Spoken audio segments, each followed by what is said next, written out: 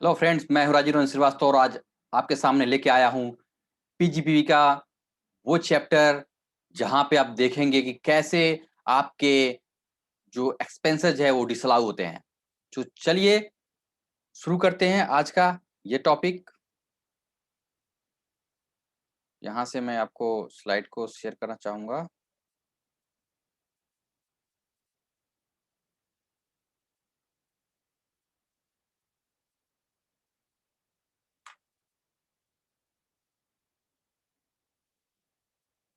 Zoom in मैं कर रहा हूं आपको। Start zoom in this section. देखिए, यहाँ पे हम सेक्शन 40 से शुरू करेंगे और फिर हम आगे आपको लेके चलेंगे।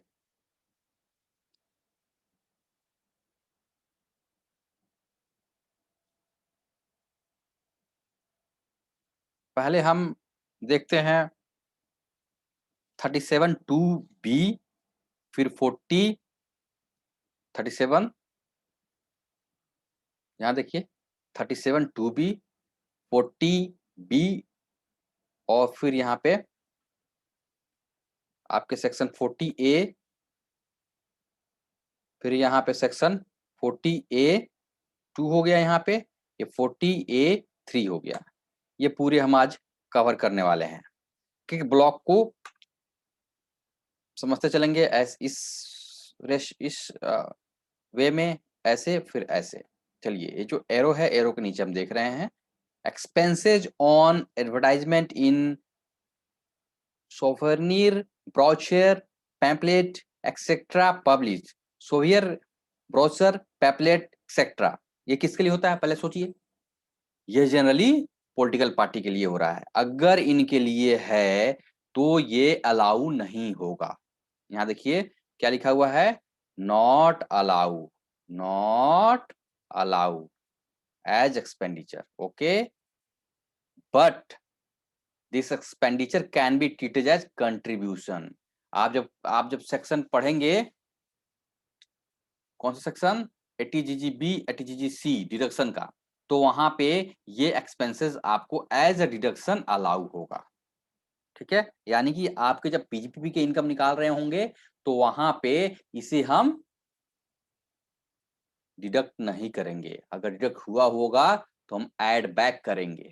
ठीक है, आपको पता है ये कंसेप्ट हम पहले पढ़ रहे हैं, फिर हम इस पे लाइव क्लासेस लेंगे जिससे हमारे जो डाउट्स होंगे वो क्लियर होते चले जाएंगे और आपको एग्जाम्पल के साथ वहां भी समझाया जाएगा। तो ये कंसेप्ट के क्लासेस आपको वीडियो के थ्रू आपके पास पहुंच रहा है। तो आप समझ लिए क्या याद रहा, क्योंकि नो नॉलेज विदाउट मेमोरी। क्या, फिर से बोलिए, नो नॉलेज विदाउट मेमोरी। आपके मेमोरी में अगर कोई नहीं है जो कंसेप्ट, वो उसका कोई फायदा नहीं है। इसलिए चलिए शुरू करते हैं। 37 टू बी किसका है, ये पॉलिटिकल पार्टी का। अगर किसी तरह का कोई कंट्रीब्यूशन दिया आपने, कोई ब्रोशर या एक्सपेंडिचर किया है, तो पैपलेट के लिए, ब्रोशर के लिए, तो वो सब डिसअलाउ होगा। ठीक है, सेक्शन 40 ए की बात कर रहे हैं, कौन से नेचर ऑफ एक्सपेंडिचर होंगे और उसका क्या डिसोलेंसेस कैसे होंगे। यानी कि 1, यहाँ पढ़ रहा हूं मैं, ये सेक्शन पढ़ रहा हूं और यहाँ पे ये पढ़ रहा हूं, इसके साथ मेरे साथ चलिए। Interest, royalty, fees for technical services etcetera payable in outside India, in India too, अगर इन इंडिया में है तो किसको, एनआर को। एनआर मतलब नॉन रेजिडेंट को। अगर इंटरेस्ट, रॉयल्टी, फीस किसको पे कर रहे हैं, आउटसाइड इंडिया कर रहे हैं, या अगर इंडिया में कर रहे हैं तो किसको कर रहे हैं, रेजिडेंट, नॉन रेजिडेंट इनको कर रहे हैं, तो 100% डिसअलाउ होगा। कब होगा disallow, if TDS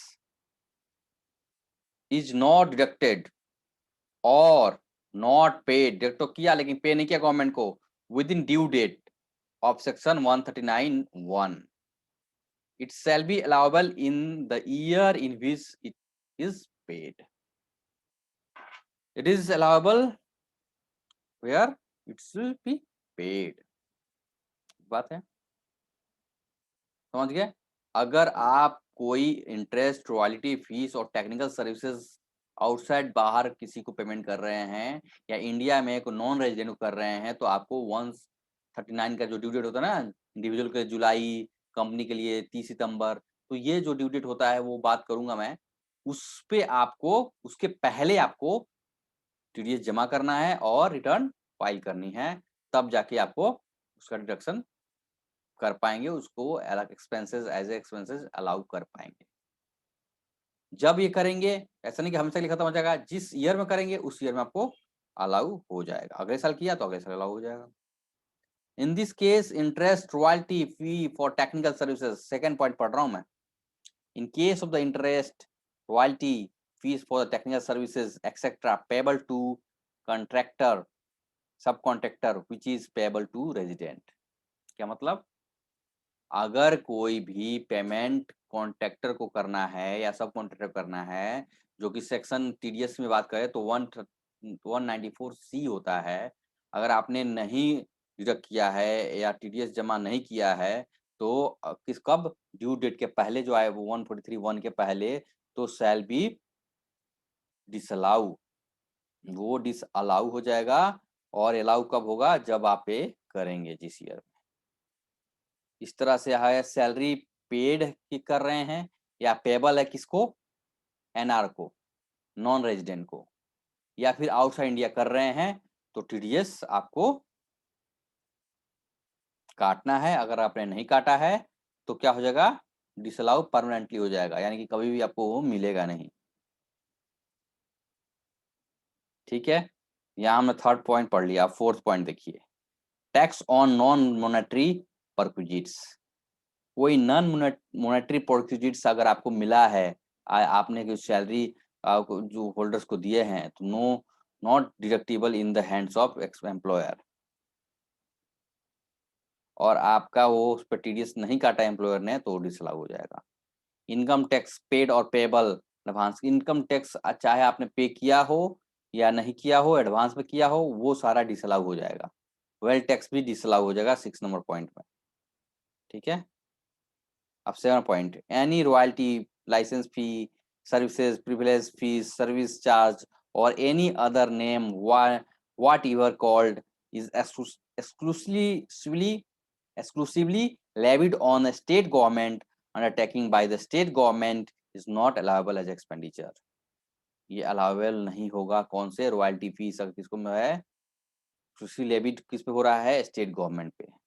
to avoid DT to pass on income to the state government, several states government undertakes the passing on the income to the state government in form of the royalty, services paid, etc. This clause intend to stop the same। ये बहुत ज़्यादा technical है, इसे बहुत ज़्यादा ध्यान देने की जरूरत नहीं है। आपके ये पॉइंट यहाँ तक आपको इसमें कवर करने की आवश्यकता है। अब आइए, आपने इसमें क्या देखा? मेन 1 to 6 देखा जो मेन है। 7 उतना में इंपॉर्टेंट नहीं है। इंटरेस्ट है, रॉयल्टी है, इसको अगर पे कर रहे हैं तो टीडीएस जमा कीजिए। अगर आपको इंटरेस्ट रॉयल्टी पे कर रहे हैं किसी रेजिडेंट को जो कॉन्ट्रैक्टर है, तो उसको 139 में आपको 139 में क्या करना है? रिटर्न फाइल करना। अदरवाइज 30% की डिसअलाउंसेज है। पहले मैं इसको बोल नहीं पाया था, मैं बता रहा हूँ। 30% का यहाँ पे लिखा हुआ है, 30% डिसअलाउंसेज होगा। यानी कि आपने 100 रुपये अगर आपने किसी कॉन्ट्रैक्टर का पेमेंट किया है और उस पर टीडीएस काटना चाहिए था, नहीं काटा है, तो वो उसमें कितना हो जाएगा? 30% डिसअलाउ हो जाएगा। ठीक है, इस तरह से आपने सैलरी के बारे में बात किया, टैक्स ऑन नॉन रेम्युनरेटरी की बात करें, फिर income tax, paid payable, wealth tax हो गया, ये सारे क्या हो गया? डिसअलाउ के बारे में बात हमने किया। चलिए अब बात करते हैं section 40B, interest and remuneration to partners. बहुत इंपॉर्टेंट है, आपके प्रैक्टिकल लाइफ में ये मिलता रहेगा। On the profit of the firm pays the tax. जो प्रॉफिट होगा फॉर्म के, वो कौन टैक्स पे करेगा? इसका बेसिक कंसेप्ट क्या है? कौन पे करेगा? टैक्स पे करेगा, करेगी firm. Firm pay interest and salary to partner. कौन पे कर रहा है? फॉर्म पे कर रही है। क्या कर रही है? Salary and interest to partner.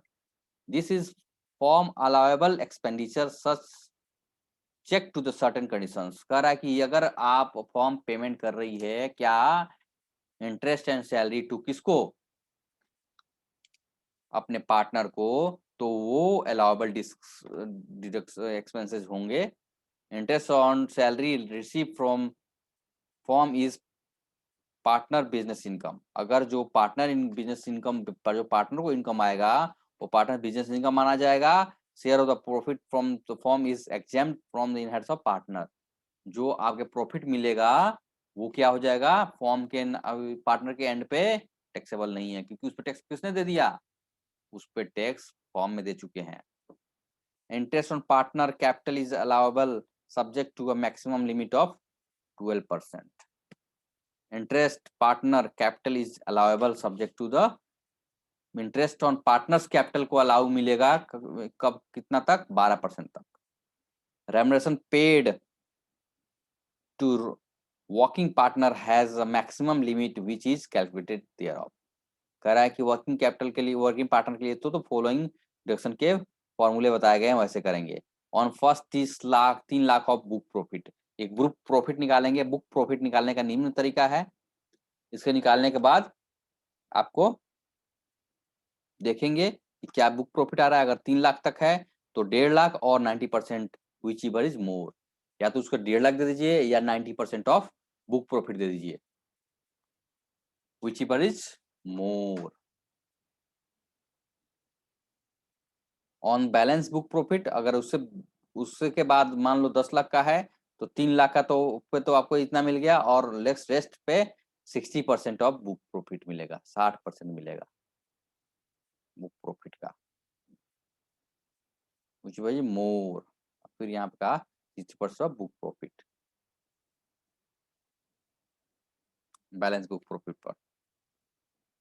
Net profit as per profit and loss account निकाल लेंगे, एडजस्टमेंट करेंगे प्लस या माइनस, तो सेक्शन 28 से 44 रेमर्सन भी पे बैक करेंगे, debited in profit and loss, उसके बाद बुक प्रॉफिट निकलेगा और बुक प्रॉफिट पे ही ये सारी कहानी की जाएगी।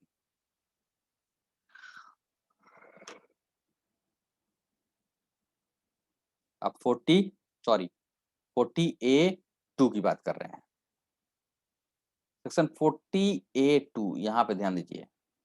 Section 40A2, any payment in relation to the expenditure made to the relative association of concerned person having substantial interest shall be disallowable to the extent of its unreasonable elsewhere, while considering whether such payment is exclusively or not, assessing officer shall have due regards of FMB of the goods services।